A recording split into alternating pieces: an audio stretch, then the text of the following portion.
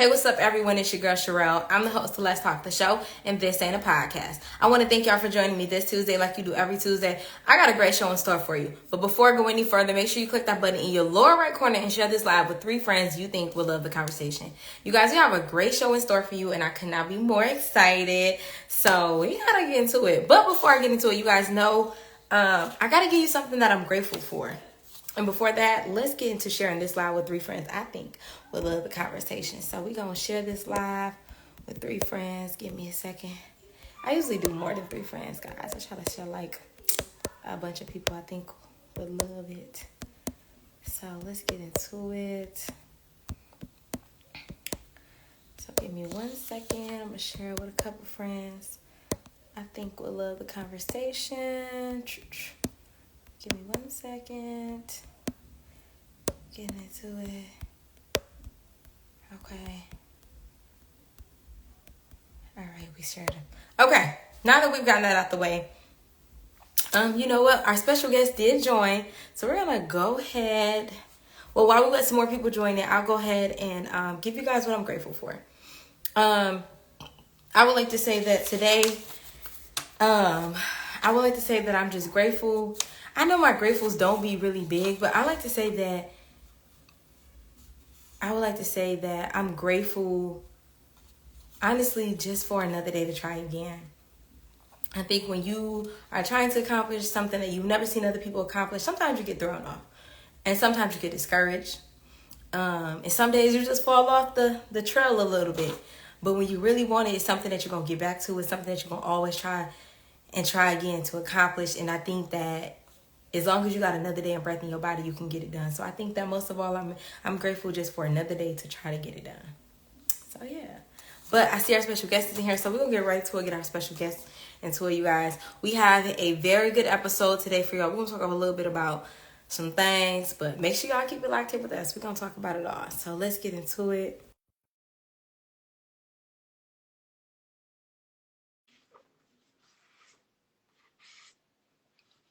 We're going to get around. Let's see.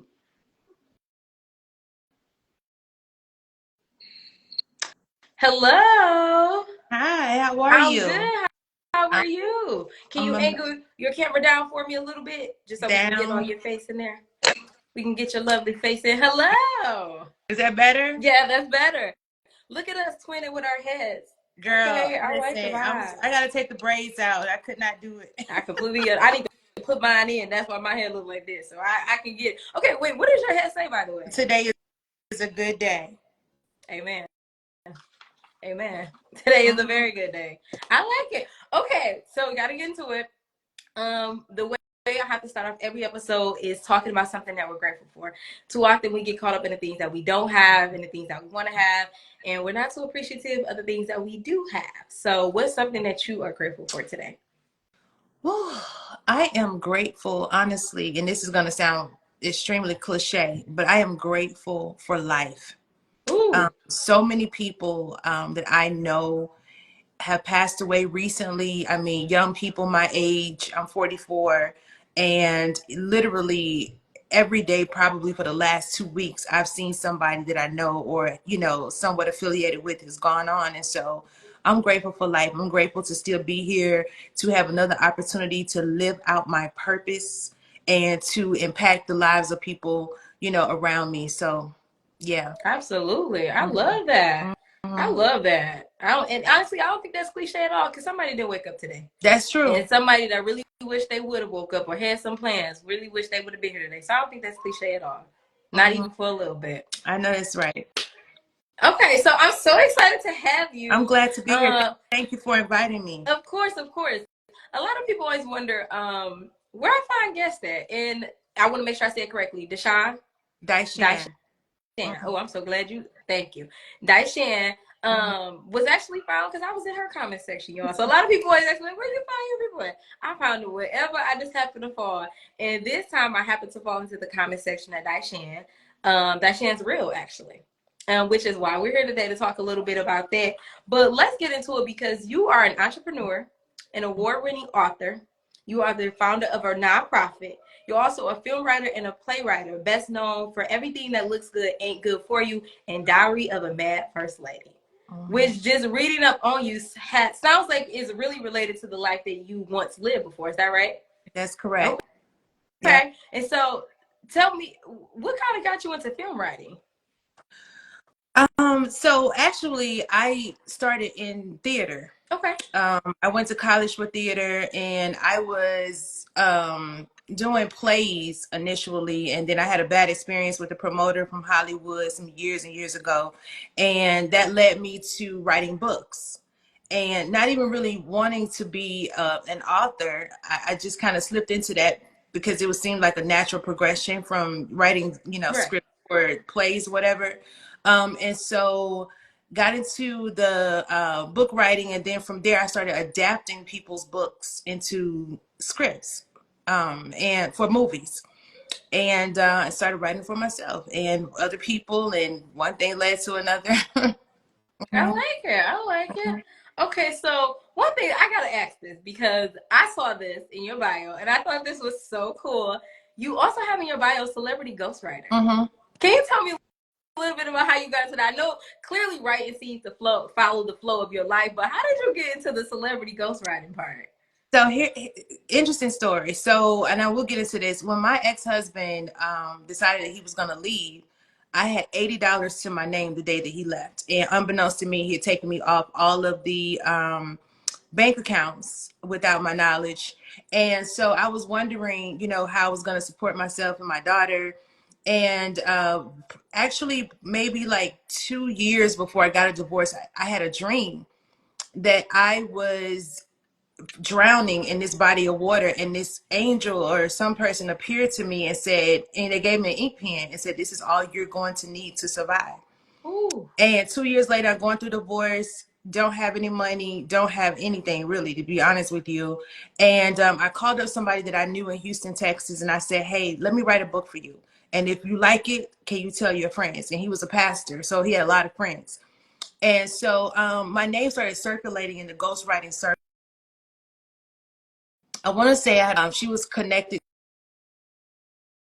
to a music legend, and she said, he needs a book written. Can you do it? I was like, well, I don't know why I wouldn't be able to do it, And so got my first celebrity client, and then from there, I did some ghostwriting for the King family. I rewrote portions of Daddy King, which is Dr. Martin Luther King Jr.'s father. Sat down with his sister to get that story, and then from there, my name just kept circulating in the ghostwriting industry. Eventually, I started being contacted by people's agents, and Mhm. that's how it happened. Okay. That's that's a huge celebrity clientele. You talking about Dr. King? Man. Oh yeah, I've written for some amazing celebrities. I've had some, I have some interesting stories, as well. But you know, all of my clients are special to me. I don't treat the regular, quote unquote, regular clients any different Mhm. from the celebrity clients. But I've been so blessed to meet so many different celebrities, mainly legends though, people who've been at their craft for 40 plus years. Wow. So a lot of course, by contract, I can't say who, Yeah. but I will say that, it has been a very rewarding journey writing for celebrities and telling their stories and getting to know them beyond TV, beyond their music, beyond, whatever it is that they do that everybody knows them for. Sports. I don't know. I like it. I'm gonna have to look some more into this, y'all. I like it. Okay, so I hate to jump. I want to jump into the nitty gritty, but you mentioned your ex husband, and you mentioned basically going through that divorce, and unbeknownst to you, like you said, you were taking off all the accounts. Do you remember the moment when I don't know who filed for divorce, but the moment that you realized like this divorce is final? What am I going to do when it set in that you have to find something else to do? Mhm. So that process was long, actually. The day he left, we did not, that was like December 2011. We didn't actually get divorced until July 2013. I ended up getting pregnant with my youngest daughter by someone totally different. And that's what made him, because he didn't want to sign the papers. He had already left me for somebody else. He had kids with somebody else, Wow. but he didn't want to sign the papers. And so when I got pregnant with my youngest daughter, I was like, look, you know, people are going to think that this baby is yours. It is not. You need to sign the papers. And so I went and we did it off the record. You know, we didn't go through a long divorce proceeding, you know, because I didn't have any money. The day he left was the day that was over with. And we were very well off, you know, when we were together. So I didn't have any money. I didn't have any money to even put a retainer down for an attorney. So I walked away from everything. I got absolutely nothing Wow. from my 17-year marriage. So when people say Wow. they had to get it out of the mud, I literally had to get it out of the mud. Literally. After living such a very different life just months Luxury prior. life, everything at my fingertips. We were pastors here in Atlanta, Metro Atlanta, and I had a luxurious lifestyle. You know, I was driving a Bentley by the time I was 25 years old. So multiple properties, you know, every luxury you can think of. So from that to literally nothing overnight. That has to be a shock. That has Oh, to be that I feel like I imagine that's the type of pain that you feel in your body. That's not just something that's something that makes you ache when you realize, oh my oh, God. I was sick. I was physically sick. Um, And I want to say right after, maybe like 3 months later, was my second suicide attempt. The Wow. first one was still married, and my second suicide attempt was 3 months after that because I'm like, what am I gonna do? Absolutely. I understand. So after your second suicide attempt, what did you what provided clarity for you after that moment that was like, I can't do this again. I can come out of this. Well, when I woke up, I said to God, I can't even die right. Like I'm like, most people that try this a second time, they succeed. I So can't die it was like right. it was really one of those moments where I was like, okay, I'm not supposed to die. Right after that, I got an opportunity to work on a project with Bishop Jakes. I don't know if you know who that is or not. Bishop TD Jakes? Mhm. Very familiar. And they were asking me to, because I had already done a magazine interview back when he had that magazine Emotions, and so they called me to participate in another project and talking about people getting their second wind. For some reason, they were under the impression that I had already got mine. So without me Wow. wanting to disappoint them and turn down the opportunity, I wrote about getting my second wind, and I remember writing one specific part, and that was, my purpose did not die with my marriage.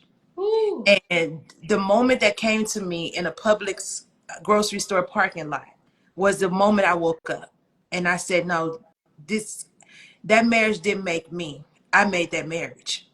And I knew that a lot of what we did was riding on me and what I brought to the table intellectually. And, you know, I was anointed for what I was doing at that time. And so the divorce made me feel like I lost that. Mm, But there was that moment in that parking lot where I said, no, I didn't lose it. I didn't lose anything. If anything, absolutely he not. lost. And that was my wake up moment. Absolutely. I love it. I think, I don't know if you know or if you're on TikTok much, but there's a trend that's going around that says, I didn't die after such a traumatic event. And the fact that you just said that is so important because people are recognizing I didn't die after something so traumatic happened to me. I didn't. I didn't see the trend, but that is, oh my God, That is that a is my trend testimony. going around right now. Mm-hmm. And I think it's so true. I think that if anything, there's a rebirth of who you are as a person after Absolutely. a traumatic event. There's a you go ahead, I'm sorry. No, no, I'm agreeing with you. Totally agreeing with you. Yeah, because another you is birthed out of trauma. You know, Absolutely. it's either gonna break you or it's gonna make you. And so it's like, okay, you know, what's next? You know, once you survived it, because we don't survive for ourselves. No, We no, survive for somebody else.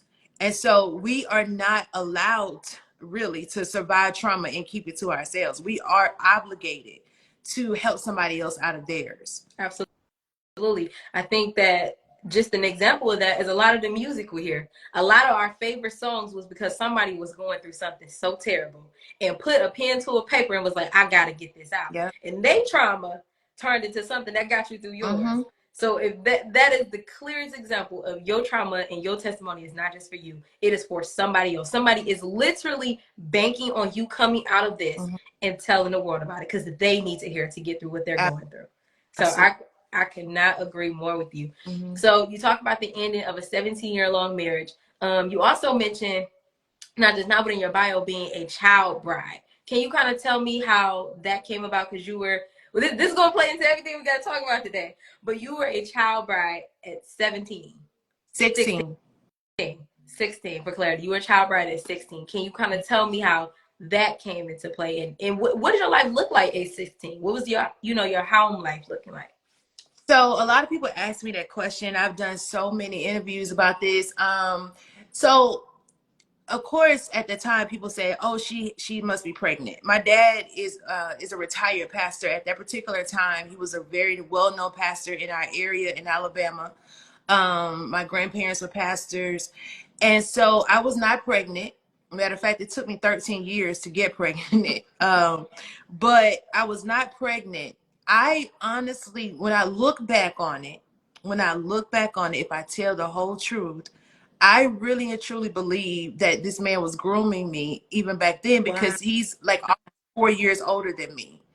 And so I ended up, my life was fine. I was a PK and I was raised in the church. This man went to my, he joined my dad's church. And my great grandmother had gotten married as a teenager too. So when I started dating as a teenager, it was not abnormal to my mom or my grandmother, because they all started dating at 14. Okay. And so I remember my grandmother sitting me down one day when I was 14, and she said, "God is going to use you at an early age." She said, "You're going to get married at an early age." And I was 14 years old when she said that. I had no idea that 2 years later I would be married.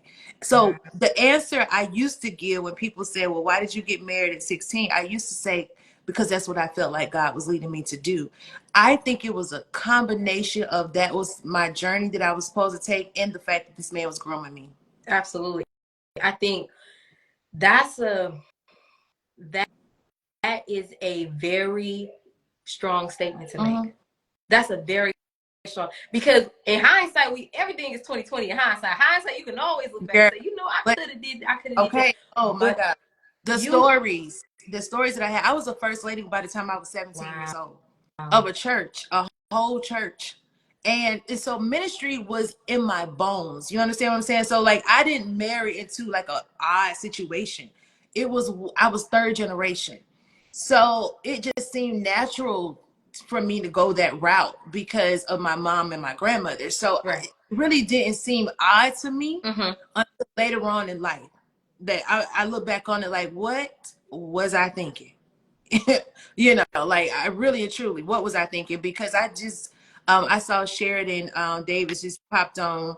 I did an interview on her podcast the other day. I was telling her, I was like, the crazy part about it is that, I feel because of how I was taught in church, I felt like that was what I was supposed to do, and I dropped out of high school to be married to this man because he was so insecure. He didn't want me to go to high school. So I dropped out because I'm thinking in my head, as crazy as it sounds, like, well, I gotta honor my husband. I gotta do what he wants me to do. And I was a straight honor roll student. I was the president of Future Business Leaders of America. Like everything I'm doing now it comes of no surprise when people really hear about what I'm doing. They thought that because I got married that I wouldn't be anybody. As a matter of fact, my teachers were like, "You just messed your life up. You're never going to be the same." I had one teacher tell me, "You will never be more than a McDonald's worker." And, all of these things were said about me. But, I eventually, now post-marriage, became all the things that I wanted to become before I even knew who this man was. Wow.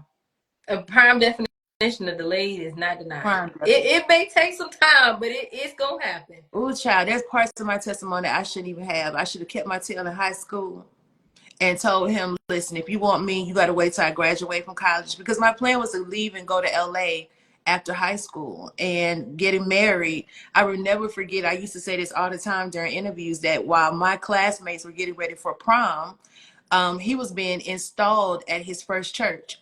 And so I didn't make it to prom. I'm out shopping for a suit at 17 for a pastoral installation while my friends were out doing the prom. Wow. Girl, please, I should have went to my You prom. should have. You absolutely should have went to your prom. Do you, when you look back, do you still grieve that, or is there a certain place in you that's come to peace with what has transpired throughout your marriage? Um, I used to grieve it. I went to therapy. Shout Eventually out to them. therapy. I used to grieve the things I missed out on. Mm-hmm. And angry because once the marriage ended, because I fought so hard to save it. I'm glad it ended now, but I used to grieve those moments that I wish I had. And so let me be 100% transparent. Right at the close of the marriage, when I realized that things were just going left, I started making up a lot of time. I was just telling somebody at my birthday party a week ago that I didn't have my first drink. I didn't know what alcohol smelled like, tastes like, or nothing until I was 28 years old. Wow. And I went because I was just like, what is it? I just want to try it. Like I'm married Right. pastor. I was a good girl. I did everything by the book according to what I had been taught and what I believed. And so one day I was like, well, you know what? Everybody else get drunk when they're going through problems. I'm going through a divorce. Let me go see what this feels like, Right. go and I get, Right. I'm like, oh my God, but I'm 28. I was 28 years old. By that point, everybody has done all the things that, Yeah. that they're curious about. I missed all of that. Some things I never went back to get, but that's just one example of something that I just, wanted to go and try and do. But no, I eventually got over that. I outgrew, thinking that I missed something. I went on to get a GED. And at the time I got my GED, at that particular time, I scored the second highest score to ever be scored in the state of Georgia. Wow. And they gave me the Hope Scholarship, and that's what I started at Clark Atlanta University with the Hope Scholarship. You better. You Yeah. better. I love to hear it. Let's talk about I had a whole question. I had a whole 10 questions and I everything know just I went a just lot real completely quick. blank. Um so you talk about the ending of that and grieving that process and then healing through that process. What I know people say that a divorce, but this may be different for you. People say that a divorce is almost like grieving the loss of a loved one. It's It is. grieving the loss of a life that you thought you'd have, that now you will not have. Even though you fought so hard and he had moved on so to a point and you were pregnant with your new daughter, do you still feel like you grieve that life that you thought you were supposed to Oh, have? absolutely, I did. From the moment he walked out of the door, I knew he wasn't coming back. By that point, I knew about the other woman. I knew about the other baby. And it was getting out in our church, the things that he was doing. And I had gotten to a point where I just couldn't live that double life because we were living double lives. One life in front of the congregation, another life behind the scenes, and I just got to a point where I couldn't do it anymore. Like, even though I was trying, because I come from a generation of women where you don't give up on your Woo. marriage no matter what happens. My all of my the women in front of me have been married. My great grandmother 77 years before they departed. They parted by death. Same with my grandparents, 50 years. Even to this day, my parents have been married 46 years. So at that particular time, I had no relative on Wow. my mom or dad gone through a divorce. So this was all new. I couldn't even talk to anybody. Nobody even understood what I was feeling. And so I grieved the life that I thought we were living, the life that I thought we were Woo. building. We actually had a moment where we were very popular in our circle. Our church was growing up to, we were right at 2,000 people. Wow. We were on our way. We were on our way. They considered us to be a power couple. And so after a certain amount of time, I didn't grieve the marriage. I grieved my life. Mm. And there is a huge Yeah. difference. Your It's a circle huge difference. changes. Yeah, because it was like, when I really thought about it, I'm like, I don't really like him that much, but I liked what we built. Yeah. And I didn't want to do that with anyone else. And so yeah, it was a lot of grieving. It took me years. I mean, years to get over this divorce. That makes sense. I mean, 17, that's almost 2 decades of a marriage. That's it. It feels like it would take years to do that. Yeah, I have a married half question. my life. That's what people Yeah, have. I was very much married. so. At that time, it was half. Wow. Mm-hmm. That's a big chunk in your life. Now, this is not related to my next question. Are you guys in contact now at all? Absolutely not, because that's how you got to my video. Yeah, we're going to talk about that. Mm-hmm. We're going to talk about that. I just wanted to know. But I have a question. A lot of people, a lot of times we find a lot of predators in the church. Mm-hmm. Do you think that does his position and what he was becoming make you fearful about attending church, or does it make you weary of church people, or do you feel like you've grown in your discernment to now pinpoint who's who in the church? Yeah, because I have a relationship with God outside of what people do and don't do in church. You know what I'm saying? So everybody is not the same. And I would dare not even insinuate that all pastors are the same, and they all have the same issues, because that is absolutely not the truth. I'm more careful because I stayed with this man for 17 years. We were married. I had no idea that he was capable of doing the things that we now know he did. Um, did I know he was a womanizer? Yes. I would be lying if I didn't say that. Did I enable him to be that? Yeah, because I stayed. I love my lifestyle. I didn't want to give up my luxury, my Versace bags, all the rest of my designer, my homes. I didn't want to give up any of that. So yes, I stayed. I enabled him to do the things that he did to me. But I'm not leery of people in church. Absolutely not. Because I know that there are some genuine people out here who really are wanting to do, the will of God and treat people right, show people the love of God. I'm one of them. And I would never want anybody to be threatened by me, because my heart is pure and it's genuine. And I do really desire to help heal broken people. So if everybody was afraid, then I wouldn't have a purpose. So I'm leery, not leery, but careful with who I allow in my inner circle before they've been tested. They got to, I mean, at this point, I mean, I gotta know for sure. I got to know. because I only had one of these in me where I'm still free in the land of the free. Because if this happened again, I can't say what I don't know what I'm gonna do. We're gonna have to take to God about this one, because it ain't gonna go how you think. I get that. I get that. It was a struggle. As much as I love God, it was a struggle. You hear me? Mm-hmm. To not take vengeance into my own hand. It was a struggle. Mm-hmm.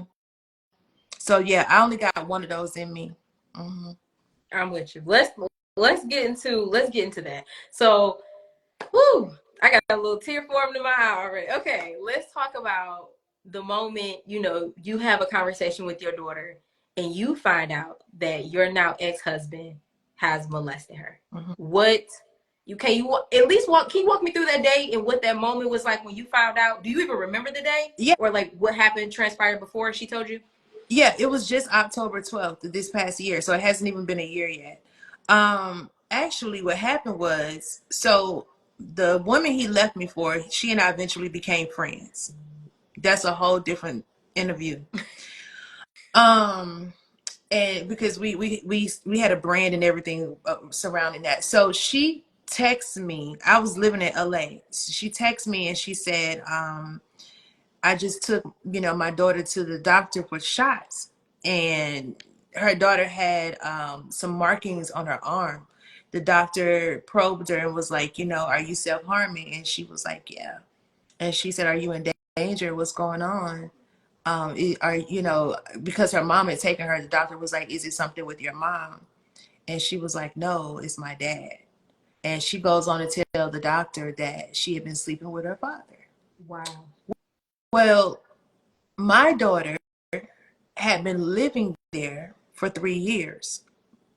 We we had an ugly custody battle in 2019, and now it all makes sense because he up and tried to take custody.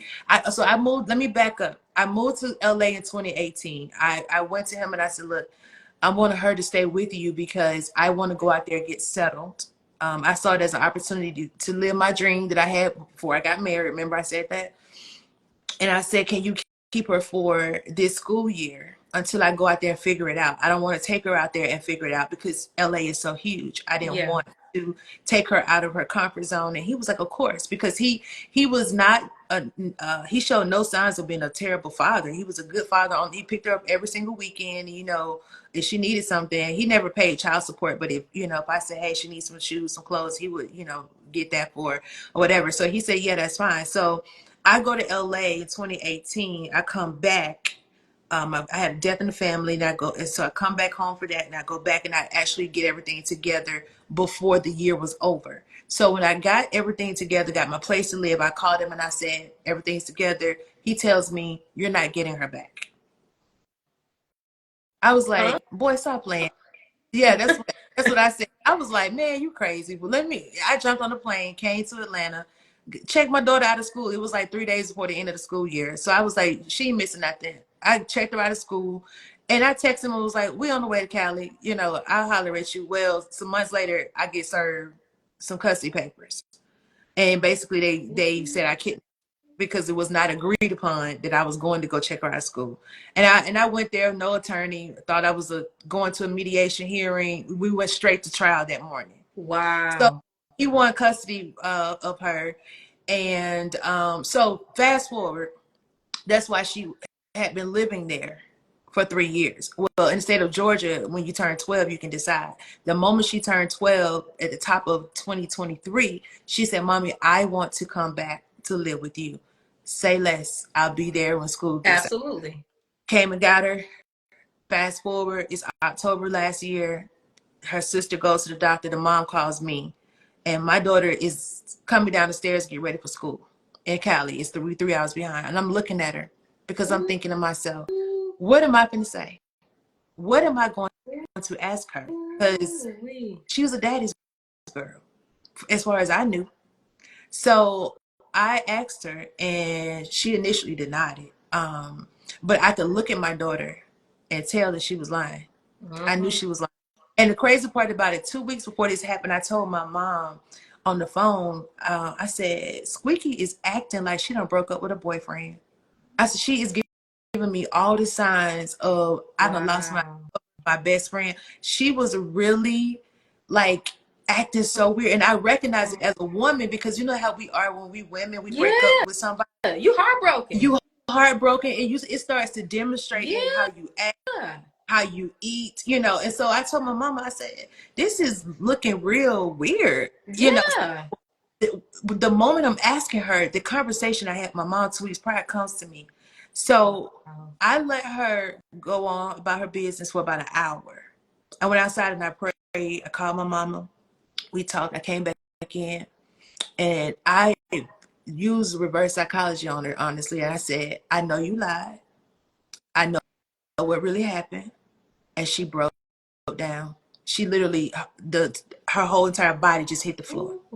She was like, is he going to jail? I don't want him to go to jail, Mommy. I don't. Oh my God, not easy. I don't want to go to jail, Mommy. She was like, because he wasn't always a bad person like this. He didn't always abuse me, Mommy. And I didn't know, Mommy, at first, you know, that it was wrong. That's what she kept saying. I didn't know it was wrong, Mommy, until last year when I was at school with my friends and they were telling me what they had saw in the video. And I said, my dad does that to me, you know. And so long story short, we found out that he started her at the age of 8 with oral sex. And he worked his way all the way up to actual penetration. Oh my goodness. So he started controlling her mind. He told her that he was doing the oral sex. The reason why he needed her to do that is because he had cancer and she had the cure. So she thought and I don't know what your age demographic is on your show, but she thought the semen was the medicine. Child. It ain't too late to slide on your ex-husband, because we can slide down on him. Listen, I don't know if it's ever too late. when Because, my God, when I tell you, if you think that's something, that is nothing you, compared to the totality of what he had her involved in and what the things that he made her do. oh my goodness. Yeah. Oh my goodness. Hmm. You, oh my God. That, that's a different type of sickness. What is, okay, so you find out I just don't understand. I cannot fathom doing something so harmful to a child, much less your own. And it's and the other child too, And because that's his daughter, right? her other sister is her same age. Me and the other woman that he left me for, unbeknownst to me at the time, we were both pregnant at the same time. So they're four Wow. months. So he was also doing the same thing to the other 13-year-old, her sister. So he's touching his daughters, just all his daughters. He's just touching them at this point. Yeah. This is Hmm. Hmm. what do you remember hanging up the phone? What was your thought when you got off the phone? Like, So what's crazy is this Negro called that morning like it was a regular school morning, like he had been doing every day. And so when he called the phone, she was in the background apologizing. I'm so sorry. Daddy, I don't want you to go to jail. I'm so sorry. I don't want you to go to jail. And so he says to me, I don't know what you got going on. I don't know what you planning, but I don't care because ain't nobody finna do nothing to me. oh, pride coming before the fall, baby. And I said, I don't know who you talking to. I'm gonna go ahead and get off the phone because this finna go left real Mm-hmm. fast. Mm-hmm. Because even though I was in California, my people in Atlanta, Ooh wee. and Ooh wee. I hung up the phone, and I was so shocked because at the time, that particular day on October 12th, I didn't know the full story yet. It took my daughter, what I would say, 2 weeks to Wow. tell me everything, and she was giving it to me in like doses. Mm-hmm. And in hindsight, I'm so grateful for that because there were moments where I was physically throwing up at some of the stuff that she had to do, the things that the sexual acts that she had to perform for him. I'm like, it's stuff I didn't even did. I'm 44 years old. My goodness. So I was sick to my stomach. Like I mean, I went probably 2 months where I couldn't even function. I withdrew my kids out of school. I couldn't even function. I could not even function. My goodness. And as a parent, you can only think, I sent you there. What was I as a parent, that is like that's one of the biggest things you have is some guilt or some shame about why I didn't see it. Why would I do that? What in my mind? And it's like, how could you have known? And you know what? The crazy thing is, there were things that I did notice, and I was Ooh. talking to him about it because she lived in the house with her stepbrother, and I was blaming that little boy. The whole time it's And her I'm daddy. telling him, you need to be careful with this. Don't let her do this. When she come home from school, make sure you're there. You know, certain things I'm telling him, and he going right along with it. But I didn't know I had to protect her from him. My goodness. My I would goodness. nobody would have ever told me. Like I said, I knew he was a womanizer. I mean, but that's common. That a womanizer don't equal a pedophile. So why would you have thought that? Like that don't even go together. That's not even why But you that's why I said in the beginning, when I look back on it, why was a 20-year-old man wanting to marry a 16-year-old girl? never You mind. see what I'm saying? That's why I said hindsight is 2020. I think he was I think he had a problem Oh my all in God. 1990 something. Hmm. And it just escalated down the And age it group. escalated because he was a sex addict. My goodness. And if you do any research on sex addicts, their desire for sex is beyond the typical person. They keep searching for a high. And I remember somebody telling me before that it normally stops at bestiality, right? So Who knows? Who really knows? My I don't goodness. I don't know, but it tore me up. I mean, of course, I blame myself. I mean, it put me in the hospital. It actually put me in the hospital. My best friend and my sister, and my parents, they flew out to California. I was down bad. I'm not even gonna lie to you. I wasn't praying. I didn't want to hear nobody tell me about no prayer. Initially, I was like, please don't talk to me about this. I can't even into what I'm dealing with right now. And my daughter would have initially she would have these triggers where she would scream for like 2 hours straight Oh my because goodness. the therapist told me, she said she's purging herself. And she said it's almost like something physically coming out of her. So you have to let her do it. And it was to a point where I almost had her admit it because I didn't even know how to handle it, because the screams sounded like somebody was like literally in the moment torturing her. Like I have this like on my phone, and I eventually plan to, use it for a documentary or whatever at her request. But yeah, it was a lot of guilt, a lot of shame, confusion. I'm like, God, why this cross? Why this cross? I mean, you could have really, I mean, this one. Of all ones. We were known, and I would have never gone public with it. A lot of people say, why are you talking about this publicly? If you go in my comments on that video that you saw, the comments are mixed reviews of people saying I'm exploiting her, or why she needs to be protected from you because you're her mom and she's got to grow up. Well, my daughter is all over my page, and she wanted to talk about it. She even got videos on there herself talking about it. But the reason why I ever went public was because 23 days into us reporting and it being a case being open, me and the other mom were talking, and we were like, what is going on with this? Like, they're not making any progress, no arrests have been made. So I said, something's going on. I knew my ex-husband, very resourceful. He knows a lot of people. He get things done. And so I knew we were going to be dealing with that. Yeah. Long story short, we found out that the detective that was the lead detective on the case was his friend. Wow. The day I found out was the day I went public, because I'm like, I got to get this case moved. I got to start public outcry to get this case moved. And that's exactly what I did. We went public, went live on my Facebook page, and they moved the case to a higher department.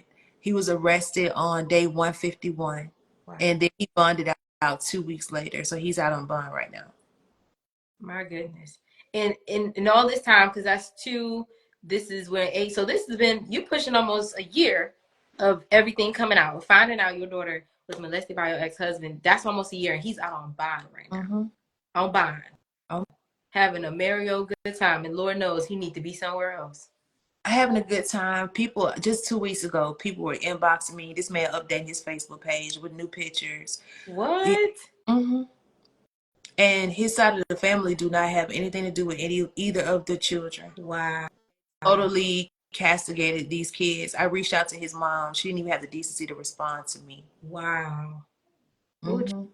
Child. And so I want to jump back a little bit. I think we hear a lot of times, we hear victims, they talk about not wanting to be in trouble and not wanting to come forward. How as a mom, how do you let your daughter know that it's not your fault? Like, this is not on you. And how did you I know, because this is obviously this is not a 6-month healing process. This is something that's ongoing. So how have you been teaching her and helping her learn that this is not her fault? And that nothing she could have done, would have changed this? Well, I had to first get the fear out of her, because the reason why she never told me was because he told her if she ever told, he would kill me, her, and my youngest daughter. So she didn't tell because she thought she was saving my life. So I had to first let her know that we were safe.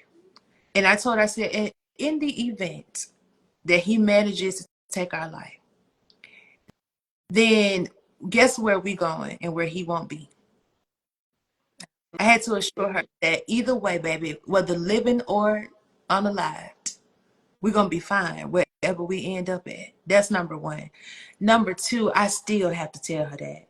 I told her I was getting on this interview, and she said to make sure I quote her by saying that there are days that she still struggle, but she's taking it one day at a time, like everybody else who's had to go through this story or this same situation. She's in therapy. Well, we had a little break here, but we'll get ready to start her therapy back next week. Um, and it's she has those moments where she understands that it was wrong, but then she also has those moments where she remembered what he was before he started doing those things to her. So it makes her feel extremely conflicted inside, because it's like there's the good dad, there's the bad dad. I miss my dad. Wow. I just had a conversation with her today when she got home from school, and she told me how she goes to a place in her mind prior to him ever doing anything to her, and that's where she lives, and it's actually causing her more pain because we can't get back the past, we can't get back that time. And so she's trying to force herself to remember the good in him, which is making her miss him. And the therapist told me that that was going to happen. The therapist flat out told me she's grieving a father and a lover. Wow. And one of my videos went viral because that was my point of view on top of the video. There was a day the therapist told me that, and that was the way she helped me to understand. She said it's just like any other woman. When you go through a breakup, that was a sexual connection, Wow. grieving a lover, but she's having to also grieve a father. Right. I'm 30 years old, and that is a very conflicting idea to navigate. I couldn't imagine. I could not imagine a little girl trying to navigate that. A 13-year-old, right? I could not imagine. 13, and you, I want to say that she incredibly strong and Mm-hmm. incredibly resilient. Because Mm-hmm. as a grown woman, I can't fathom that. Mm-mm. I don't know where to begin with that. Me either. I mean, people are talking about my choice of words on the video that you saw, because we had a side-by-side picture Mm-hmm. of two females, a young girl and her mama. True, rape is not considered somebody, it's the virginity. In my situation, I gave it up. In her situation, he forced it. And at the end of the day, though, at the end of the day, The same man took it. the same man took it. So can you imagine looking at my daughter, and I'm thinking to myself, every time she wants to talk about it, I talk about it. And I'm just sitting here thinking to myself, like, I remember the first time I had sex with him, I was a teenager. My goodness. I was a teenager. So it's like, why do we have to have that in common? Same man. I I I was supposed to have this conversation later on, like maybe around 16 years old, to talk to her sex, and not talk to her about it. She knew about it because, I told her when she was 9, because, in case she got her menstrual cycle or something when she was younger, I had already talked to her about that. But like so many things she was robbed of. And for what? He took a pregnancy test when she was 12. My goodness. There was a little girl, she's a young woman now, on the DNC last night, who was raped, molested by her stepfather. She took her first pregnancy test when she was 12. I almost came unglued watching this little girl on the Democratic National Convention last night. Because I'm sitting there thinking to myself, like, oh my God, my daughter did too. Oh my God. Thankfully, my daughter's test was negative. This little girl, the girl on TV, hers was positive. But yeah, I mean, it's so many layers to this. It's so many layers. That is just, Mm-hmm. you just can't, I don't know. Y'all, I usually got a lot of words. I talk too much. And today I ain't got that many. I ain't got none. I Yeah. have none. And I talk all day, even at work.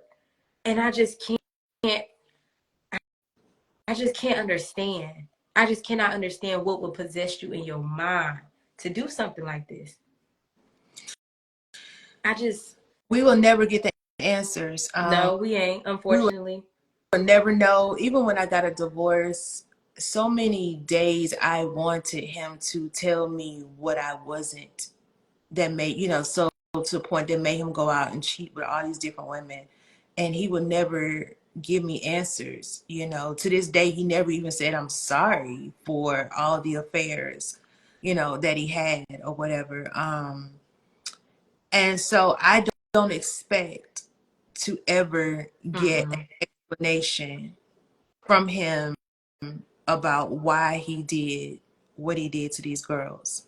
I don't expect to get an explanation. Never. You know, They never have one. And even if they did, it'll never be good enough. It'll never make sense. it'll It'll never. never sit right. That's what somebody else told me. They were like, you can't understand Mm-mm. that type. You I gotta be. I would have to be that level of Yep. sick to understand. You gotta be a monster to get it. Right. You gotta be a monster to get it. That is, woo, child. I might have to go for a walk after this episode, y'all. I'm not gonna lie.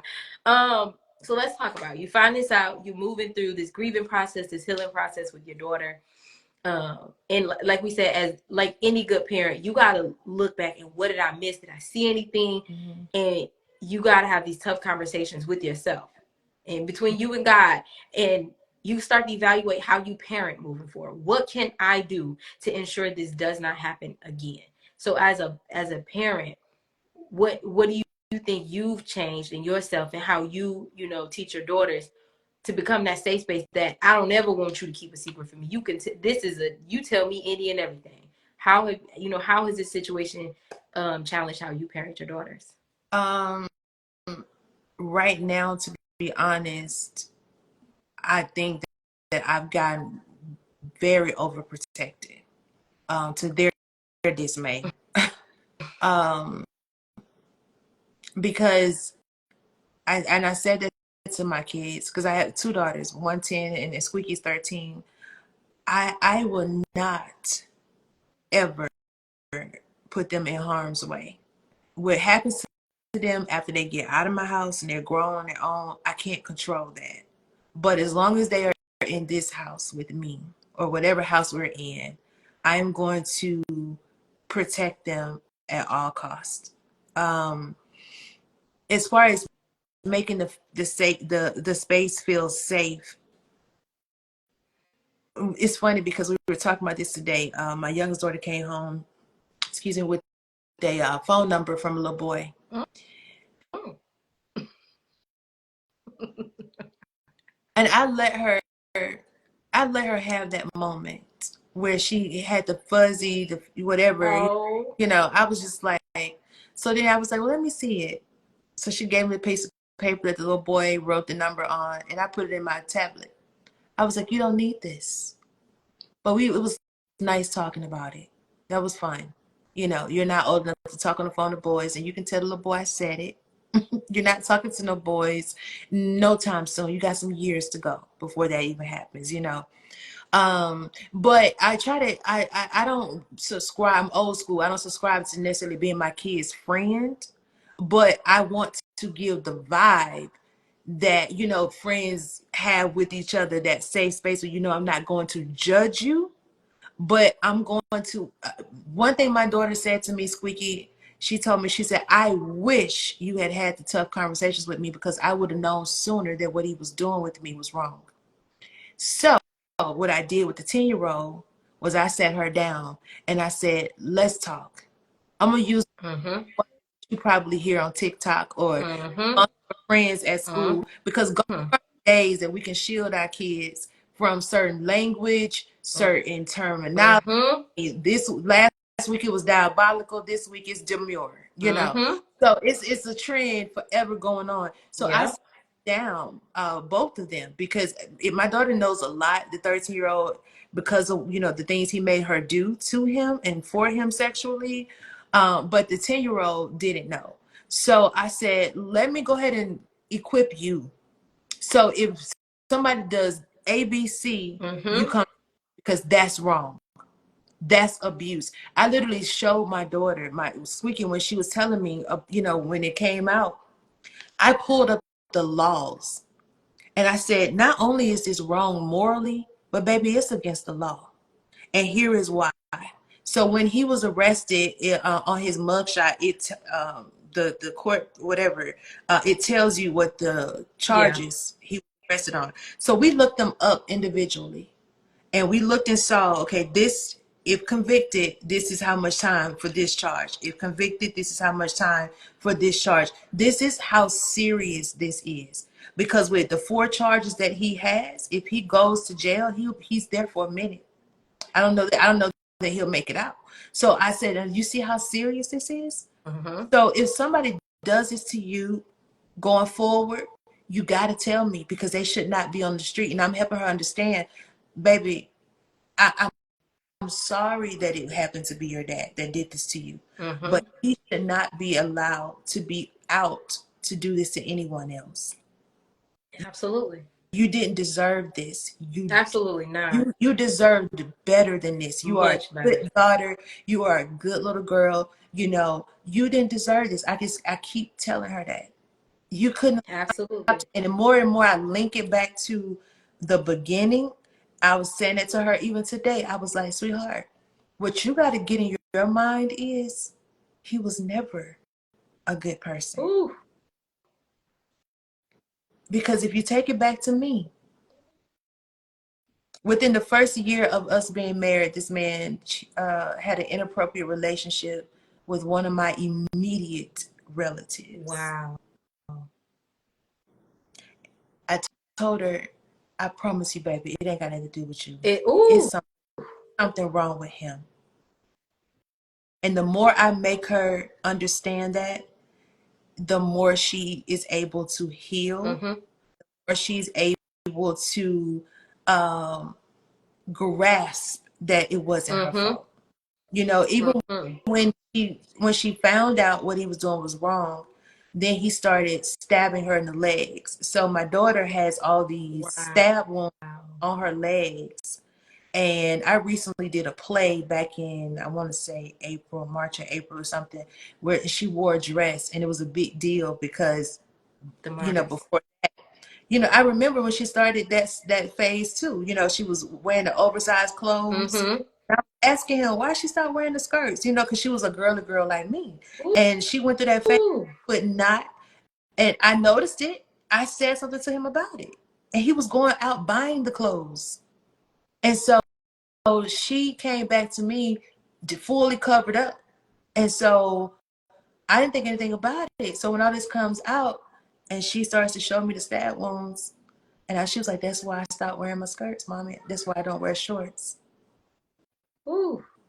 So my mom made her this, my mom makes these holistic creams and things like that. And so the scars are starting to fade. But she has evidence of her trauma. Yep. So that's what he would do whenever she would deny him after she got old enough to know that it was wrong. But he would always use that fear tactic. I'm going to kill your mama if you ever tell it. So, you know, that's her thing now is, you know, her biggest fear is him finding out where we live. I told her, I said, well, I tell you what, if he show up, I'm not going to think he came to talk. And we can promise that one. I promise you that one. Want to see the king. I'm sitting right on up there. Yep, you're going, because I'm in my space, and you're not coming over here. You're not. So, and everybody knows this story. And I even told his mom when I texted her a couple months ago, I said, if something does happen to me and my children, I need you to understand that you're gonna be burying your son, because everybody gonna know he did it. Everybody gonna know he did it.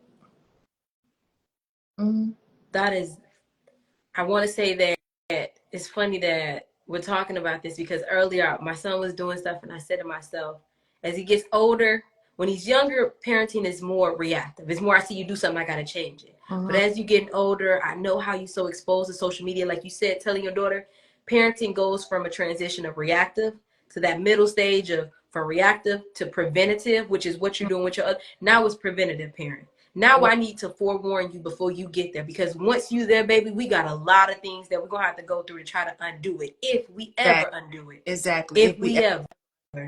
So now I got to be preventative about the things going. I can't wait till you get into the thick of it to try to help you out of it. I gotta try to tell you so that when I'm not here, because I unfortunately we as a mom we want to be there all the time, right. everywhere. I need you to know what to look for, who to look for, and to say this ain't right, and I know this ain't right, and not to ever be scared to come forward with it. Right. I think my youngest daughter, seeing how I have stood with my oldest daughter, it also emboldens her, you know, and like my mama is gonna be here for me. Absolutely. I took a lot of flack for not only believing my daughter but publicly speaking about it. But I knew that I had to, because this man is very manipulative, and he in whatever narrative he has with his family, they, like I said, they don't have anything to do with these girls, and I don't care. Like I'm trying to teach my daughters, you know, she lost a grandmother in this whole thing, a grandmother, grandfather, aunties, uncles, and cousins that literally overnight quit dealing with her, and on his side of the family. But they know mama gonna ride for you. I did what we do in our community, and that's brush it under the rug. Absolutely. Because it's uncomfortable to have these type of conversations in our community. And that is, in my opinion, has been one of the things that has perpetuated this abuse down through the years, because these girls and some boys in some cases afraid to open their mouth because they didn't know if they were going to be believed or if they were going to be looked at differently. My kids are smart girls, and I every day when they walk out this door, I'm like, who are you? They say, I'm DiShan's daughter. Absolutely. Because there was a point where I didn't have a voice either when I was married, because I was the first lady of the church, and I was quiet. You don't have no friends. You don't do any of this, especially when you're known and people know you know who you are. Honey, please. I tell my kids, don't let anybody silence you. Your power is in your voice. And not only that, your healing is in your voice. Absolutely. The more you talk, the more you healed. And that's how I built my brand when I got a divorce, and everybody was like, oh my God, you know, former first lady telling all the church secrets or whatever. And I got so many opportunities for just opening my mouth. Women come saying, how did you do it? How did you get through this divorce? Or I was married to a pastor, and you know, this and that happened. I started talking. I started opening my mouth, and that's what I said in the beginning. It's not about just you surviving it, but you're surviving it to help somebody else.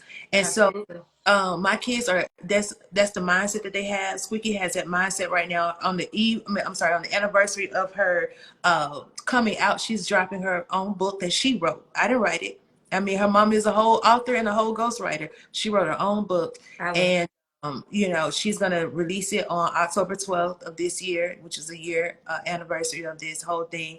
But I let them know, baby, I got you.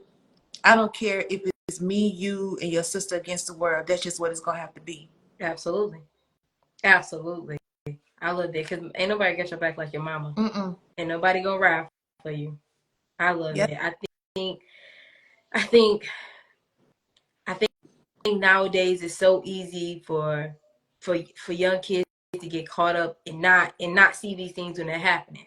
But it's a different world when you can see this happened to me. Yeah. So I know what it looks like. I know what's going on. I know when something ain't right and it's lined up. And I love that you didn't just sweep it under the rug like his people doing, because so many times people want to hide and protect predators, and I don't know why. I don't even know what you get out of that. I wouldn't be able to sleep at night thinking I'm hiding some shit like that going on. I wouldn't sit right in my spirit. I wouldn't be able to do that. So I can't understand them. And again, I'm not that type of person. I don't have that monster in me to even fathom that. And so I applaud you so much. I applaud you so much for even getting on the internet, because like you said, he has resources. You don't know who's watching. You don't know what anybody could be plotting, but to get on the internet and say, this is what me and my daughter have in common. This is a secret that it's not a secret no more. We're going to put it out there. We're going to put it all on the floor. So if you don't know, maybe you just don't know. But if you saw this, you know what's going on. And if you are willingly participating, that's something you're going to have to answer to God about. Absolutely. Absolutely. I applaud you. I admire that. My heart goes out to anybody that has ever had to endure sexual assault, because that's not something that's just overturned. You don't just overcome this tomorrow. Right. That leaves scars that last a lifetime. Some scars, and some of them never heal. But I wanna ask you this, because A lot of parents suspect this with their children. A lot of parents don't know what to look for. A lot of parents are still in that reactive stage, waiting until their kid get into it until they do something. Right. What do you think, as a mother, as a father, what are 3 things that you should be looking for if you suspect this? Something is going on with your child, or someone is touching your child. The first sign that something was going on with my daughter was her grades started dropping. My daughter was at one point really excited about school, making really, really good grades, and all of a sudden, and he was even calling me saying, I don't know what's wrong with her. You know, I'm having to go to school. She's over there lying. They saying she's stealing stuff. And I'm like, what? Like, it was so outrageous. And I could not figure it out. So that was the first thing. The second thing was she started becoming withdrawn. When I look back on it, she was really withdrawn, and I would call and talk to her on the phone, you know, when she was there, and she just wouldn't have a whole lot to say, or she would just, oh, you know what, this just came to me. So she would be withdrawn until she had made him mad. And she would she would scream and cry. I don't want him to be mad at me. No, no, no. For him to be mad at me, mommy. No, mommy, he's not gonna love me no more. He's not gonna love me no more. I mean, she would just be literally hyperventilating. Like, that just came back to me. I didn't even thought about that. So in hindsight now, you know, like, that just popped in my head. And then, like I said, the clothes. She went from being concerned with how she looked to I want to look like a boy. And, you know, in some cases that may not be a sign, but for my daughter, it was a sign. Like, when I look back on it, and she was just like, I want to look like my dad. I want all of my clothes look like my dad. She wanted his shirts, his jogging pants, whatever. She was literally, I took her shopping one day, I remember specifically, and everything she wanted was in the men's section. And you would have to see her now that she's out of the situation. I can't keep her out of my clothes. I can't keep her out of my lip gloss, and because that's who my child naturally, you know. And so that was a sign. And then, like I said, when I got her back, she was acting like a grown woman who had broken up with her, and it was bad. I mean, it was like, it was making me upset, to be honest with you, because I'm like, what is wrong with you? She wouldn't eat. I mean, it was just, I can't even really describe it. It was just something I innately knew because I recognized it I recognized myself in her. A breakup. But yeah, those were like the main things. And I know there's more. I'm sorry. No, you're okay. No, you're okay. I think the more information, like we said, your testimony is gonna help somebody else with their trauma. And so as parents, we don't know. Unless you've been through it, you don't know. You just don't know what you don't know. Right. And until you see somebody that has gone through it, you don't know what to look for. You might have suspicions. Maybe you just want to be preventative. You want to make sure that in case your child comes across something, you should know what to look for. Or what should they do? And I think that we got to get that out there. We can't keep sweeping this under the rug. I totally. So we got what advice you would give at this, and you said you're 44 now. This was last year. So what would you have? What would you tell 43-year-old DiShan? What would you tell her?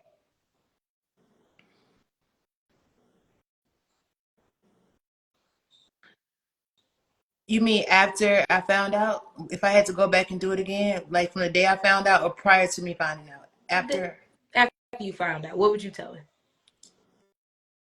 My biggest regret is trying to continue on like nothing had happened.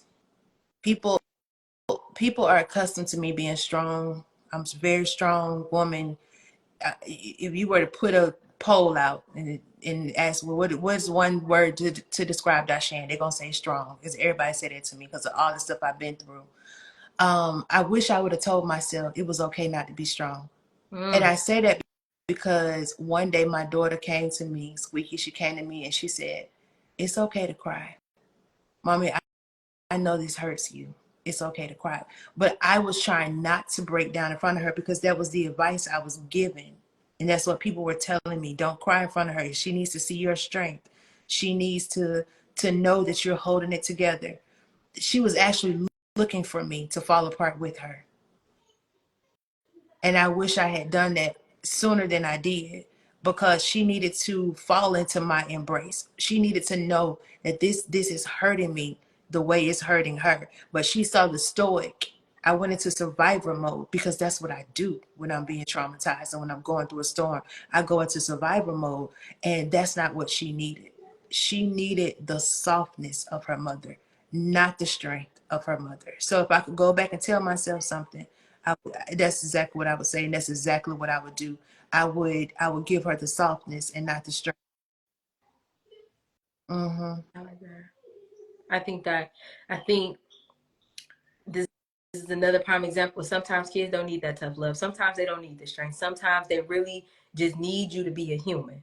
It don't need a no. I just need you to be a human. How you feel? And because I felt like I had failed her by not knowing that was going on, I wanted to become the superhero, the super mom, and that is why I gave her the strength side. I didn't give her. I needed her to know, Mom coming in to say today, I got you, baby. Don't worry about it. And I could have done that just with the tears, because Absolutely. I noticed that she started talking more when she saw the human side of me, not the superhero. Mm-hmm. Absolutely. I like that. I think you teach you teach your kids how to manage their own emotions, how to manage their own things when they see you manage it. Mm-hmm. And that's across the board. She saw you break down and she's like, okay, I can see it. It's bugging my mom the same way. Okay. Yeah. I know I can do it. And they learn it. They learn it like anything else. They learn it through watching you do it. Yeah. And she learned, okay, I can be more like this with my mom because my mom is like this. Exactly. And now I know this is a safe space for me. I know it's really, really safe Mm-hmm. for me. And I like that. And it's so hard because you can't tell a parent that really love their kids like it's not your fault, but it's really not your fault. Yeah. It's not your fault, Mm-hmm. and it's nothing you could have done honestly different, because things have to play out. Unfortunately, they have to play out a certain way for us to get to a certain place, and we would never know, because what if she didn't? What if she didn't come back? What if she just stayed there? He was like, I'm gonna stay. She can stay there. Things might look a little different. Mm-hmm. Things might look a little different, but you got a phone call for a reason. Now everybody else's kids is a little bit safer because of you. A lot of people kids is a lot safer because of you. There's A a girl lot of people right now who she believes that she's a victim. She has not confirmed that this same person has done it to her, but she's getting at that. I think she's trying to see if she can trust me. And she said this was done to me and 3 other minors by I believe the same person that did this to your daughter. I just got that message on my birthday morning. Mm-hmm. On the morning of my birthday, should I say? Yeah. See, Mm-hmm. and I hope to God he go down. I hope to God he go down and he stay down, because don't nobody deserve that. Don't nobody. No. He might have did it to some kids, but everybody that loves them is impacted by what is happening to them. Absolutely. And they don't deserve that. You don't deserve that. Nobody deserves to go through that. Nobody. And if you are a victim of sexual assault, I want to encourage you. My DMs are open. I encourage you to find someone, me, anybody that you think is a safe space, and share your story. And if need be, we can go from there, find out the laws in your community and what can be done about it. But if you are a victim of sexual assault, please, I urge you, because just like we talked about, there is so much healing in talking about what you're going through. Come forward, tell somebody you trust, and let's see if we can get you some justice. Your daughter and those other children, her sister, everybody deserves justice for what he did, and he deserves to sit down and pay that time. I totally agree. So we gotta wrap up this episode. I want to say that I'm gonna be thinking about this all night.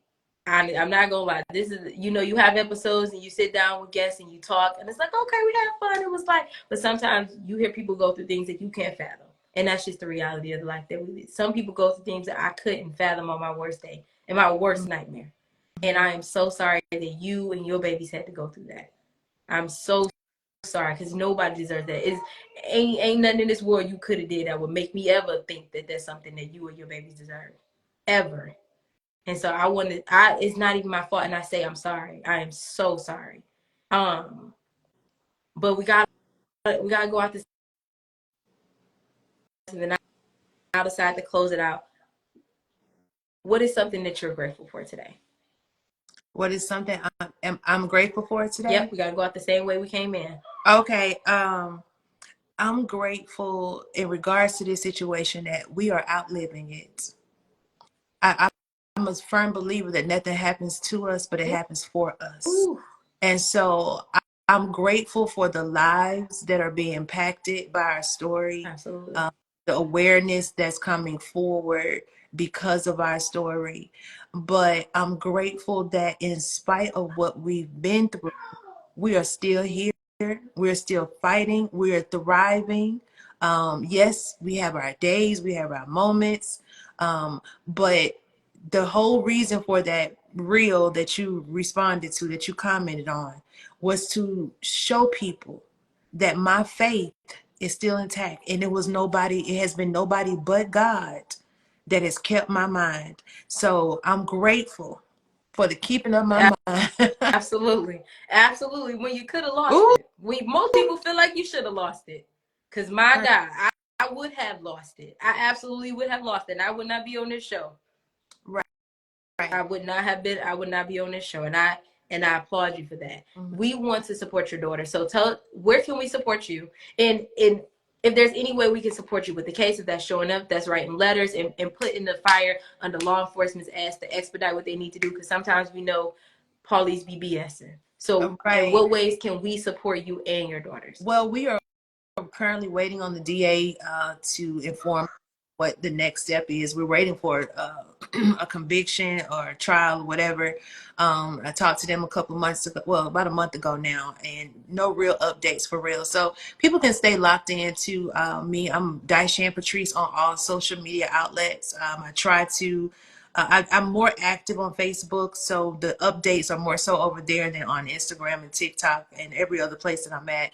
My website is DiShanPatrice.com. That's where Squeaky's book will be if anyone wants to read the full story. I try to censor it based on, the demographics, because it's a really graphic story. And so, we did a play based on this story back in March, and she made a cameo appearance. She absolutely loved doing that. So, I'm trying to do things that I know that will, help us heal. Some of this stuff is just for us to heal. It has nothing to do with what nobody thinks it should be. Absolutely. I'm doing what works for us. So, but yeah, DiShan Patrice, follow me on all of the platforms, and I'm going to keep everybody updated what I need and what they can do to help us, with healing. Squeaky's desire is to start a nonprofit called Squeaky Speaks, and I like that. she wants to be able to have a place where people can go and be comfortable, whether or not they fear for their lives. Like, we were in a hotel for 46 days after we went public because she was afraid, so I moved out the house and we moved in the hotel so we could be incognito. So she wants to be able to have a place where moms or dads can come with their children and be safe, that they can have money for like maybe rent or food and resources. Thankfully, I'm blessed where I was able to do that, but that's not somebody else's. Absolutely.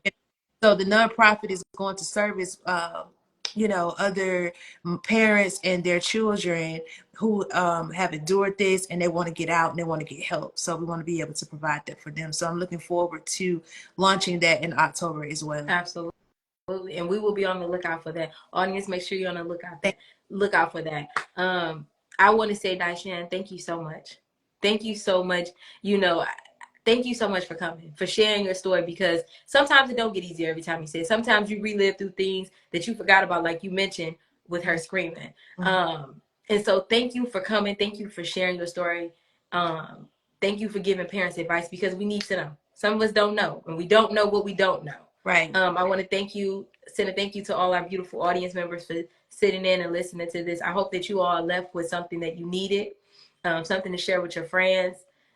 something to look out for, and to understand that your parenting should go from different phases. It should go from reaction to a transition phase, and then to preventative. We cannot wait until our kids are in the thick of it to try to fight it, because by then we're already losing, guys. So I'm gonna go out the same way I came in. I would like to say that today I'm grateful for today's episode. I think it opened my eyes. Not that I needed a reason to be any more kinder to people when I meet them, but now I know I want to be extra sensitive. I want to be extra kind. And I also want to look out at other little kids I see. And I also want to think, do I see something? Should I say something? I want to be extra vigilant about the children that my son hangs out with. And if there's something that I see with my own eyes. So thank you for that. Thank you. Because your episode has definitely equipped me with something to look at other kids and make sure that I'm doing my due diligence as just another parent watching. Yes. As just another parent watching. Absolutely. Thank you so much for having me. Of course. Absolutely. It's wholeheartedly my pleasure. I want to thank you guys for joining me tonight. My name is Sherelle. You guys, I'm the host of Let's Talk the Show, but this ain't a podcast. I will see y'all next Tuesday. Peace.